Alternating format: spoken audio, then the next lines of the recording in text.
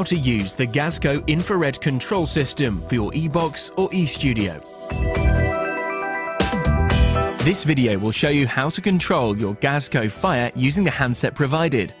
Using your handset, you can turn on your fire or stove and also adjust the flame height. This remote control operates via an infrared beam. To ensure the commands are successfully received, the handset must be pointed directly at the fire. To turn on your fire, press and hold the off and standby buttons for 3 seconds until you hear a beep. This is a 2-button ignition safety feature, so it's virtually impossible to turn on the fire by mistake. The fire will ignite on the highest flame setting approximately 10 seconds after this. You must wait for the fire to beep in order for the command to register with the appliance and subsequently wait for it to carry out the command. This delay is necessary for the control system to carry out the built-in safety checks prior to igniting the appliance. To switch directly from the highest flame setting to the lowest, press and hold the low flame button until a beep is heard. The fire will then reset to the lowest flame setting. To switch back from the lowest flame to the highest flame, press and hold the high flame button until a beep is heard. The fire will then reset to the highest flame setting. You can also select a flame height which is between the highest and lowest settings. From the highest flame setting, press and hold the low flame button until a beep is heard, and then continue to hold down the button until the desired flame height is reached.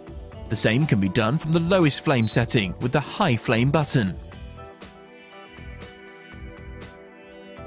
To turn off the fire but leave the pilot lit, press and hold the standby button once. To turn it off completely, press the off button once. To ignite the fire when the fire is in standby mode, press the high flame button on the handset until a beep is heard.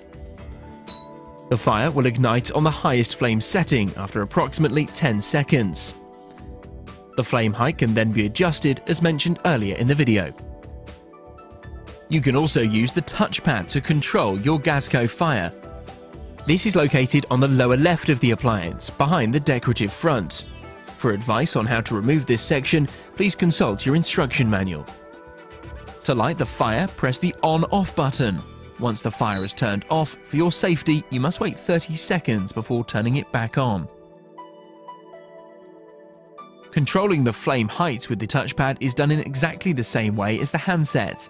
Press and hold high flame for the highest flame setting and low flame for the lowest flame setting.